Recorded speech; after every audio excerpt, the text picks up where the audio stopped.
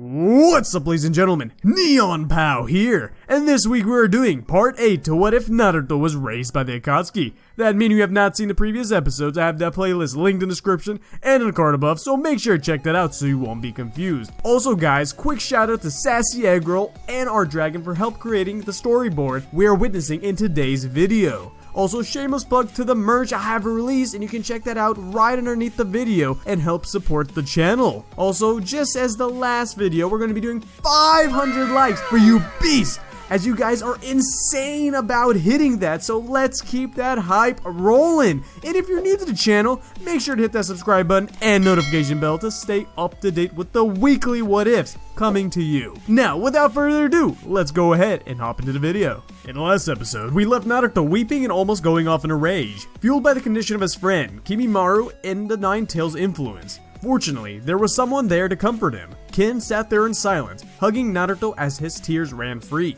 Eventually, Kin let go to face Naruto and asked what was wrong with the boy lying on the floor. After a moment of silence, Naruto responded saying he didn't know, but he seemed to be dying. Kin put one of Kimimaro's arms around her and asked Naruto to do the same. She knew she may not be much help here, but she knew where the lab was in this place and led them there. The two of them placed Kimimaro on a table and waited for the return of either Orochimaru or Kabuto, seeing as both of them would be more suited for healing him than both of them combined. First came Kabuto, arriving back without a scratch. The same, however, could not be said of Orochimaru, coming to the hideout soon after with the Sound 4 carrying him, his arms now out of commission. Of course, Orochimaru demanded that Kabuto work on himself before that lost cause. With the response, Naruto was about to start a fight, but Kin interrupted him, thanking Orochimaru for being so kind as to allow him healing at all before rushing him out of the room. Kin quickly explained to Naruto that the mood Orochimaru was in was dangerous, and we better not to anger him more than he already was. Naruto agreed to remain silent for now, the two of them walking away from the room. Naruto asked where a room was so he could get some rest, and Kin led the way to one of the many. He then laid on the bed, closed his eyes to finally get some well-deserved rest. Naruto was awoken by a knock at the door. Opening it, he was greeted by Kabuto. Naruto asked if he knocked because he had news of Kimimaru's condition. Kabuto, in a tone concerning Naruto, said yes. He went on about the history of Kimimaru's condition. The symptoms had started just after Naruto had left for his mission, and it had worsened immensely since then. Kabuto added that no matter how hard he searched, due to his unfamiliarity with Kimimaru's physiology, he couldn't find a cure. He would die soon if he couldn't find a proper treatment. However, Kabuto explains he has a plan for one. All that is needed to be done was to find a new body for Orochimaru, and their combined efforts would be able to heal him right up. Naruto asked what he had meant by finding Orochimaru a new body, and Kabuto briefly explained how Orochimaru transferred his soul into different vessels so as to gain immortality of some form. He then asked who the new host would be and was given an answer that made his blood turn cold: Sasuke. As Kabuto turned to leave, he added that though Naruto didn't have to come to a decision immediately, he would have to make one and act upon it soon, whether he would let Sasuke or Kimimaru live. As the door closed behind him, Kabuto smirked for himself. At the stage of Kimimaru's illness, even with the aid of Orochimaru, their combined effort would not be enough to save the poor teen. Now, Naruto couldn't even hope to save Sasuke either. Orochimaru needed a host, and soon. He'd stop at nothing to have Sasuke as his new body. Damned if he does, damned if he doesn't. Kabuto had just put Naruto in a situation where he would inevitably fail no matter what choice he would make, and it filled him with great pleasure. He couldn't stand Naruto, allowed to be happy while he couldn't remember the last time his joy wasn't superficial. Both the power and the mind to live the life he wanted to live, whereas Kabuto was doomed to never know who he even really was due to him playing role after role for everyone but himself. Every word out of Naruto's mouth made Kabuto's teeth grind. Every breath the boy took, he wanted to snuff out. They had some similarities in their background, but even with that, they were polar opposites. Kabuto forced to play act after act for master after master until everything that once remained of him was gone. And Naruto growing up in a way that he could have enough freedom and power to know who he was even at such a young age. In Kabuto's mind, this is simply an act to close the gap between them. Naruto still sitting there trying to process what he was just told. He sat in silence for quite some time.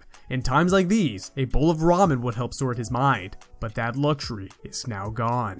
Kurama took advantage of Naruto's current weakened state as a means to break through the mental barrier Naruto had been trying to put between them. He told Naruto the inconsistencies in Kabuto's story and that he was trying to deceive him. However, this only added to the mental turmoil he was feeling, and not in a way the fox had hoped. There was a hectic jumble of 100 different little things. Naruto's mind was in chaos right now. Despite the Nine Tails' attempt to calm him down, nothing he said got through to Naruto. He stayed like this for hours before he passed out from exhaustion, crying himself to sleep.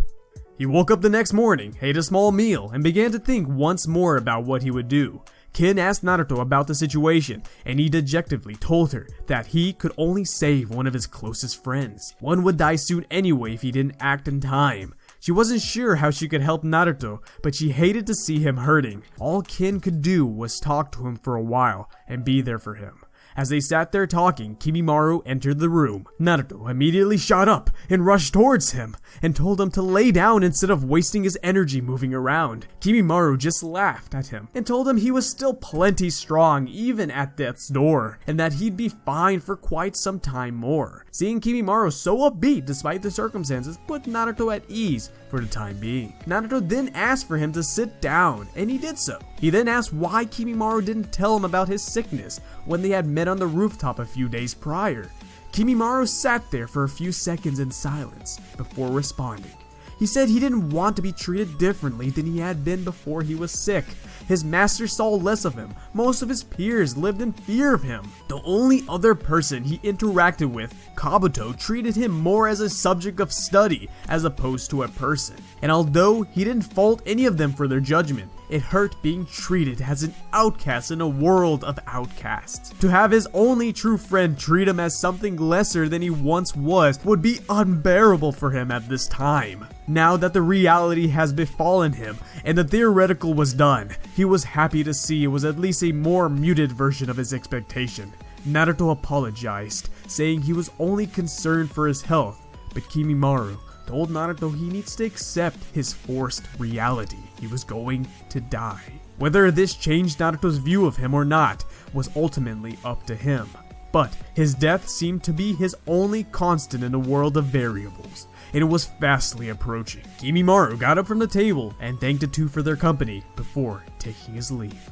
Naruto went to chase after him, but Kin stopped him, saying he likely wanted some space. Kin offered that they train together so that he could get ready for any course of action he eventually chooses, and Naruto agreed. Eventually, the Sound 4 came out of the hideout, saw the two training, and wished to join them. After they do, the Sound 4 are interested in what they see, particularly from Naruto, and asked if they could fight him one-on-one. At first, Naruto lost against them all, but over the course of the next couple of days, he was able to win, or at least come to a stalemate against each of them. Though no one was truly going all out due to them not fighting to the death, Naruto's adaptability was something that all of them recognized. Tayuya, frustrated that Naruto was able to break out of her genjutsu on occasion, frequently asked for a rematch whenever she lost. His resistance to genjutsu grew every time they fought until it was more unusual for it to work on him than not.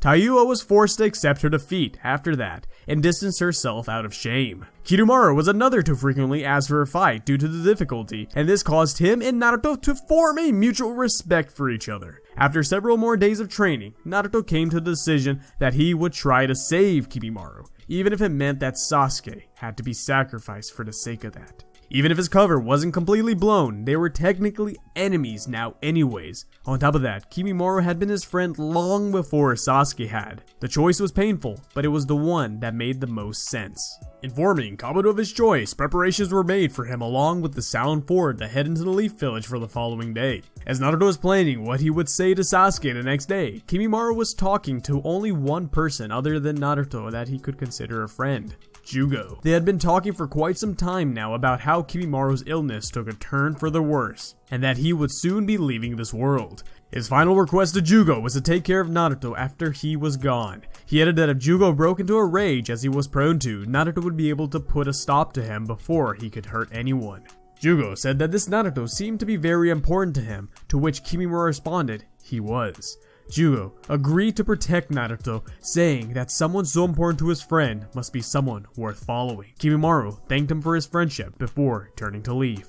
Jugo saw the conflicted look on Kimimaro's face and asked what he intended to do when he left that room. He simply answered he wasn't quite sure yet and left the room. Sometime later, Kimimaro was confronted by Kabuto, telling him that Sasuke would succeed where he was unable to and become the vessel to Orochimaru's future in every sense of the phrase. Kabuto added that his illness caused his master to take a body before Orochimaru had a chance to properly foster his strength, persuading Kimimaro to join Naruto's efforts. Kabuto could tell that Naruto was going to ensure that he made it to Orochimaru, and it was all part of the plan he had just devised. With Naruto and Kimimaro, as well as the Sound Four, all coming to collect Sasuke, there was no doubt in his mind that they would succeed in that regard. On top of that, the more casualties they suffered, the better, because he intended to kill Orochimaru anyways as he was transferring his soul into the body of the Uchiha brat. To help the success of this plan, he had erased all of his curse seals, so he could ensure that Orochimaru could never be resurrected.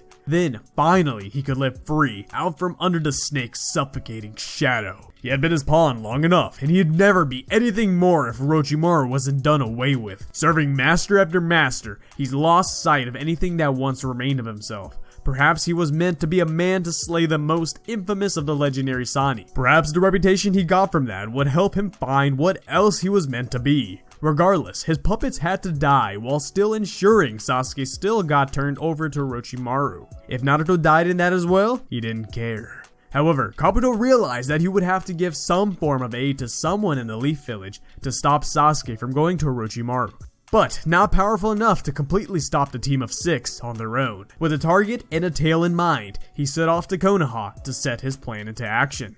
Naruto, anxious for the next day's arrival, was barely able to sleep. He, unbeknownst to the true happenings going around him, still believes that he has to sacrifice Sasuke in order to save Kimimaro. His resolve has grown stronger from seeing his dear friend lose hope of any chance of survival. However, he still wasn't sure how he would be able to convince Sasuke to go with him, especially while Naruto knew exactly what would happen when he did. He succumbed to his exhaustion and fell asleep.